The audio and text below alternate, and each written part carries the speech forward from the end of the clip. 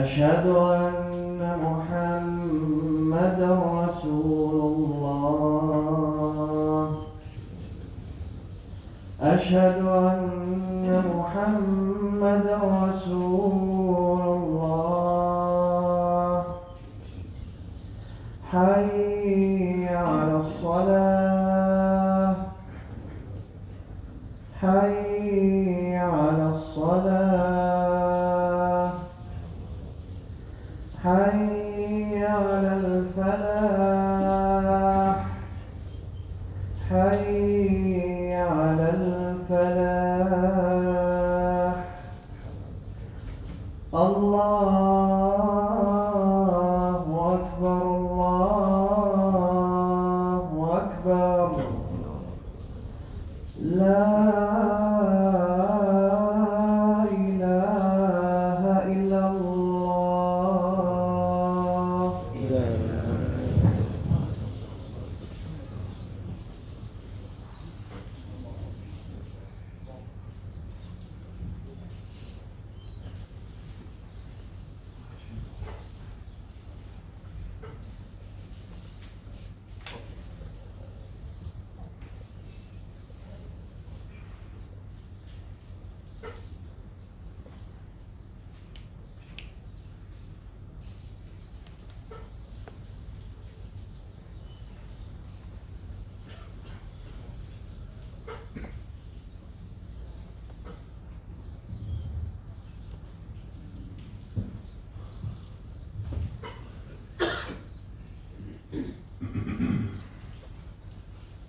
إن الحمد لله نحمده ونستعينه ونستغفره ونعوذ بالله من شرور أنفسنا ومن سيئات أعمالنا.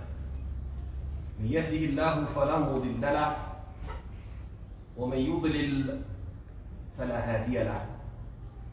وأشهد أن لا إله إلا الله وحده لا شريك له. وأشهد أن سيدنا ونبينا محمدا عبده ورسوله أرسله الله تعالى بالهدى ودين الحق ليظهره على الدين كله وكفى بالله شهيدا. فصلوات الله وسلامه عليه وعلى آله وأصحابه ومن استنى بسنته واهتدى بهديه إلى يوم الدين. يا أيها الذين آمنوا اتقوا الله حق تقاته ولا تموتن إلا وأنتم مسلمون. يا أيها الناس اتقوا ربكم الذي خلقكم من نفس واحدة وخلق منها زوجها وبث منهما رجالا كثيرا ونساء واتقوا الله الذي تساءلون به والأرحام إن الله كان عليكم رقيبا.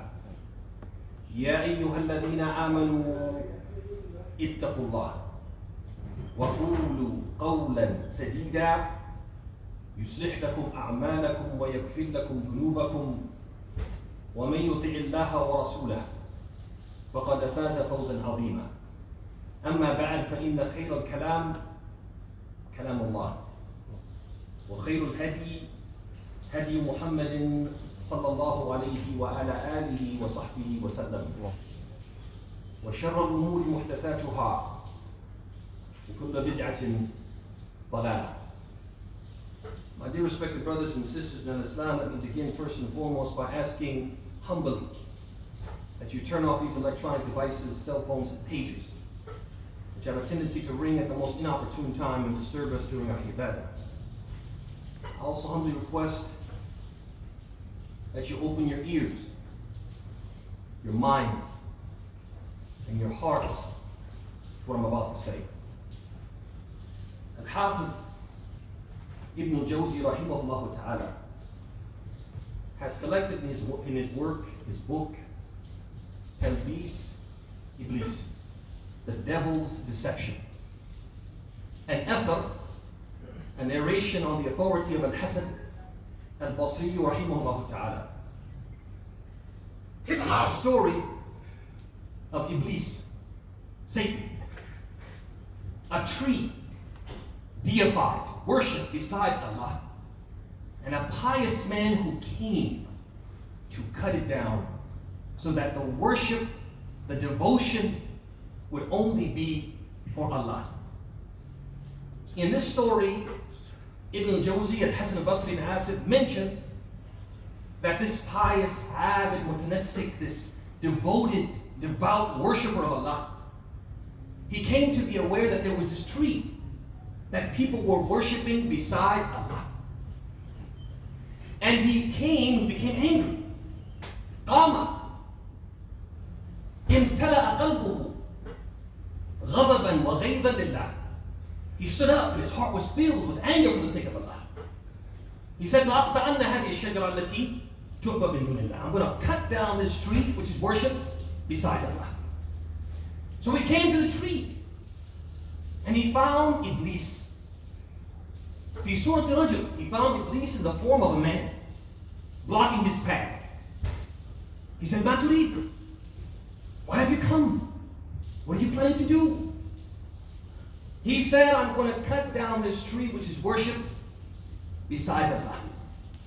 Iblis, he said, إذ أنت لم تعبدها فما يضرك من عبدها. He said, if you're not worshiping it, why do you care if other people worship it? What business is it of yours? Live and let live. And I want to digress here. This is something we hear a lot in this society.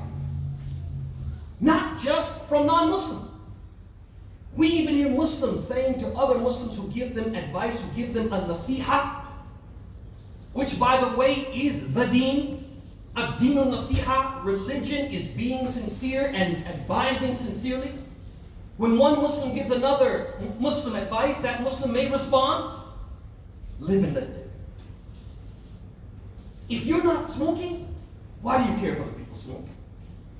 If you go to the mosque and pray, why do you care if other people don't pray? If you fast Ramadan, why do you care if other people don't fast? Live and let live.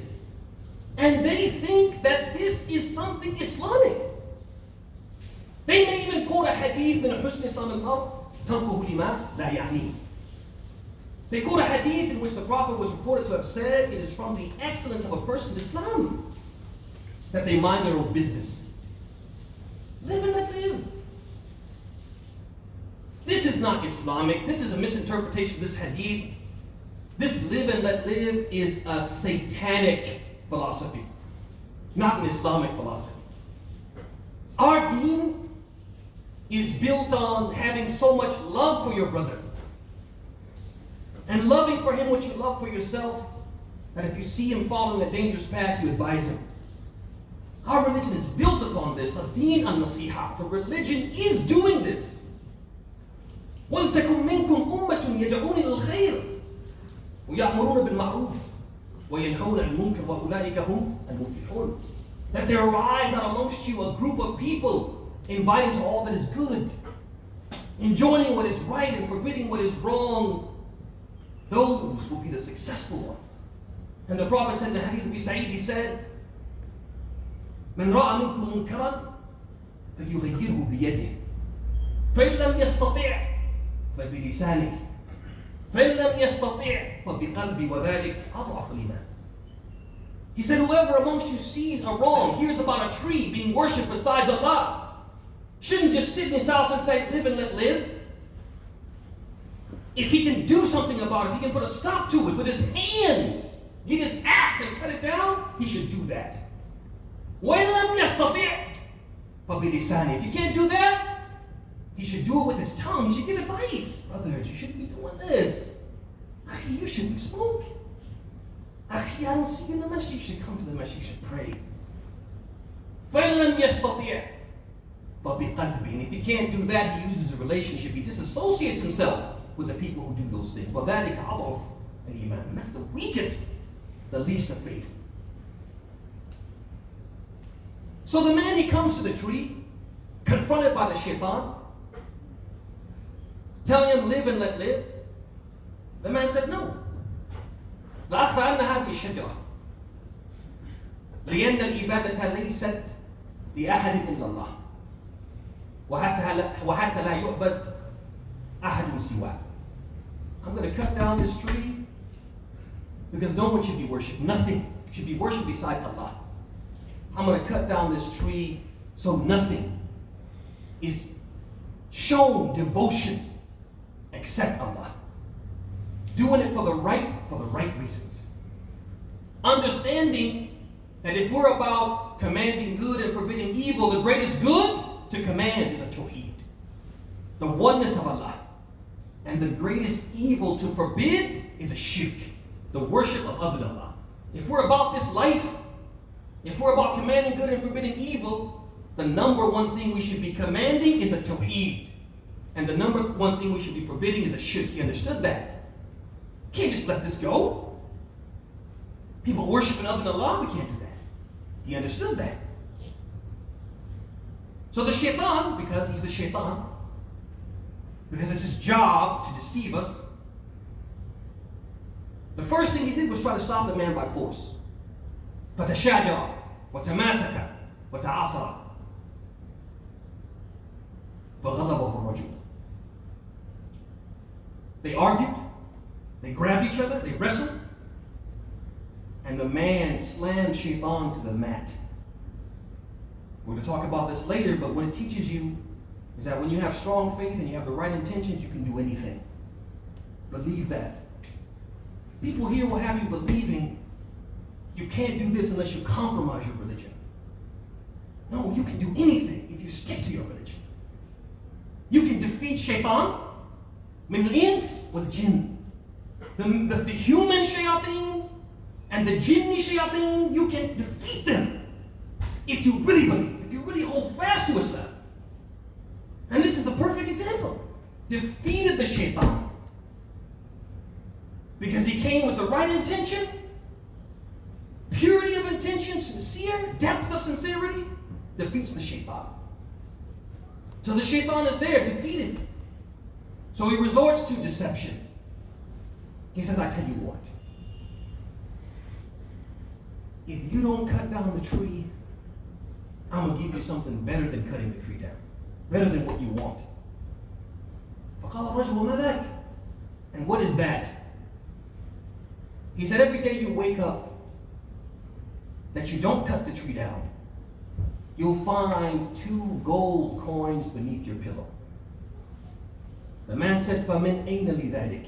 Who's going to guarantee that for me? Iblis said, أَنَا لَكَ. I guarantee it. So the man went home. Let's pause. He came out to cut the tree for Allah's sake. Did he go home for Allah's sake? Did he leave the tree standing for Allah's sake? No, ya ikhwan. He left the tree standing for the sake of 2 gold coins. Went home, went to sleep, woke up, reached under his pillow, 2 gold coins, just as promised. Next morning, same thing, 2 gold coins. Morning number 3, la shay, nothing. فقام غضبا لأقطعن هذه الشجرة التي تعبد من دون الله. So he stood up, he was angry. I'm going to cut down that tree that's being worshipped besides Allah. I want to ask you, Ikhwan, this time around, is he angry for Allah? No. He's angry for those 2 gold coins. The situation is very different now. So he goes to the tree, and sure enough, he meets Iblis bi nafs as-surah, in the same appearance, same guy. Ma turid, why have you come? What are you planning to do? He said, I'm going to cut down this tree that's worshipped besides Allah. Iblis said, kadabta, you're a liar. Ma laka min dhalika min ma laka min dhalika sabil. I'm sorry, ma laka min dhalik sabil. There's no way you're going to be able to do that. So the man is thinking, I beat you before, I'll beat you again. فَتَشَاجَرَ وَتَمَاسَكَ وَتَسَارَعَ فَضَرَبَ إِبْلِيسُ الرَّجُلَ بِالْأَرْضِ وَخَنَقَهُ حَتَّى كَادَ يَقْتُلُهُ. So they grab each other, They wrestled. Shaphan threw the man down on the ground, jumped on top of him, and began to choke him to the point that he was about to die. Iblis, he says, when you came the first time, you came for Allah. You defeated me. But this time you came for those gold coins, and I defeated you. هذا وصلى الله وسلم وبارك على محمد وعلى آله وصحبه أجمعين.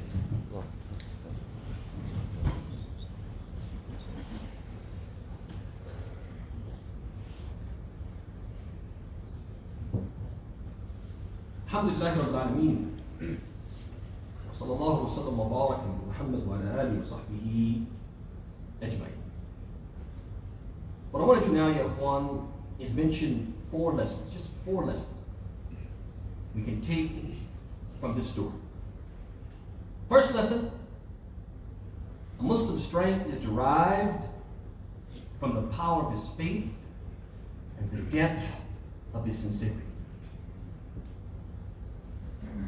If we have faith, real faith, if our sincerity is firmly rooted in our hearts, what we do for the sake of Allah, we can do anything. That's why Umar Khattab, he used to send out the expeditions, the deployments. When he was the Khalifa, he would send out these armies to meet these enemies in these far-off lands, and they were almost always outnumbered, and the enemy almost always had superior weaponry. He would send them out there. Some people looking at it from the outside would think he's sending them out there to the slaughter. He's sending them out there to their death. This is suicide. But they would win more often than not. And you know why? Because Umar, he used to say, يا أيها المسلمون نحن لا نقاتل أعداءنا بعدد ولا عدة وإنما نقاتلهم بهذا الدين الذي في الصدور فإن كنا أفضل منهم انتصرنا عليهم وإن كانوا هم أفضل منا انتصرهم علينا. He used to tell them, look, this is a simple equation. Don't look at their numbers, don't look at their weaponry. We don't fight the people we fight with our weapons or our numbers. We fight the people we fight with this religion which is in our chests. If we are better than them, if we are more committed to our faith than they are to their kufr, we're going to defeat them. But if they are better than us, more committed to their kufr than we are to our faith, they will defeat us. Brothers and sisters, it's simple. It seems hard, but it's simple. If we stick to the deen, we can do anything. Number 2, the devil, Shaphan, Iblis, is keen to corrupt our intentions. More than anything else, Shaphan is okay with you looking like a Muslim. He's okay with you praying, dressing like a Muslim, coming to the masjid. He could live with that, provided that he can corrupt your intentions. Provided he can make you a Muslim on the outside, but not really on the inside. Doing the things that you do more because of culture, more because of social pressure, than doing it really for Allah. If I can corrupt the intentions, I've won. Why? Because if your intentions are corrupt, your deeds will be null and void. وَلَقَدْ أُوحِيَ إِلَيْكَ وَإِلَى الَّذِينَ مِنْ قَبْلِكَ لَئِنْ أَشْرَكْتَ لَيَحْبَطَنَّ عَمَلُكَ وَلَتَكُونَنَّ مِنَ الْخَاسِرِينَ. It has been revealed to you, O Muhammad sallallahu alaihi wasallam, and those who came before you.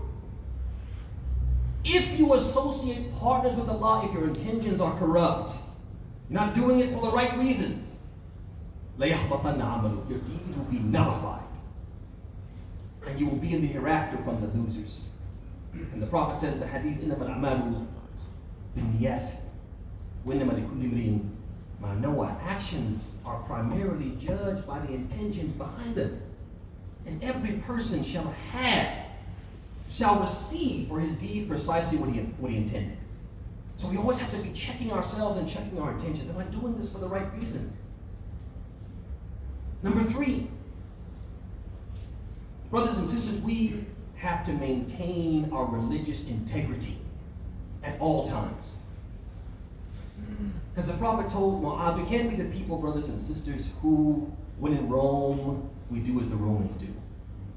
When in America, we do as the Americans do. We think the way they think, we act the way they act, we move the way they move, we do business the way they do business. That's just how it's done here. I know it's haram. If we were overseas, we're back home, we couldn't do this, but here, we kind of have to do things their way. When in Rome, do as they do. No. The Prophet told Mu'adh ibn Jabal about to send him to a Yemen as his emissary. Told him, Ittaqillah haythuma kunt.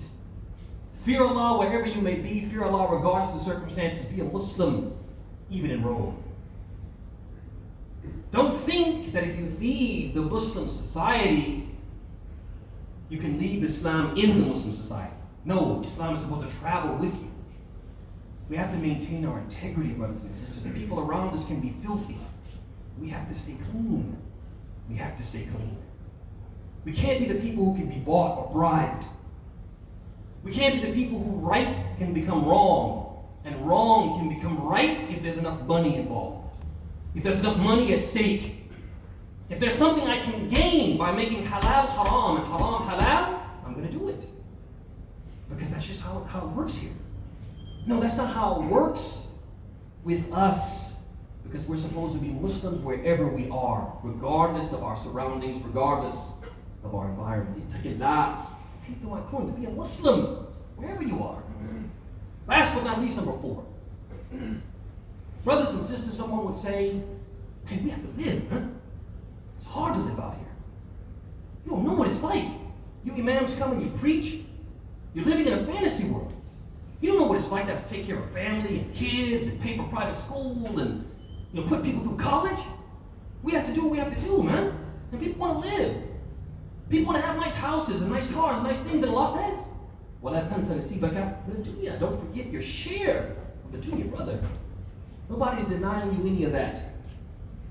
Nobody's denying anyone the right to put their kids through college, to buy their kids nice things, to have nice things for themselves. The message is not, don't have dunya. The message is, have dunya in your hand, not in your heart. Such that when you have to choose between deen and dunya, you don't feel like, well, you know what? I'm going to choose dunya. That's when you know you have a problem. When you have to choose between deen and dunya, you choose the dunya more often than not, or you choose it always. Brothers and sisters, if we allow dunya to get into our heart, instead of just in our hands, then we become like the people, or we become like this man in the story. We become vulnerable to the tricks of the Shaphan, leaving what we know to be right because we've been offered something of the dunya. Leaving the deen because we've been offered some of the dunya, only practicing that part of the deen, or those parts of the deen that do not come between us and our dunya. This is what we're talking about. Not that you can't have dunya, but have it in your hand, not in your heart. اللهم اعز الاسلام والمسلمين وذل الشرك والمشركين ودمر اعداءك اعداء المله والدين وانصر عبادك الموحدين يا رب العالمين. اللهم من اراد او اراد ديننا واخوان المسلمين في اي مكان بسوء فاشغله في نفسه واجعل كيده في نحره واجعل تدبيره تدمير عليه يا قوي يا عزيز. اللهم اشف مرضانا ومرضى المسلمين. اللهم اشف مرضانا ومرضى المسلمين. اللهم اشف مرضانا ومرضى المسلمين. اللهم آت أنفسنا تقواها وزكيها أنت خير من زكاها أنت وليها مولاها. اللهم إنا نسألك الهدى والتقى والعفاف والغنى. اللهم ربنا آتنا في الدنيا حسنة وفي الآخرة حسنة وقنا عذاب النار وقوموا إلى صلاتكم.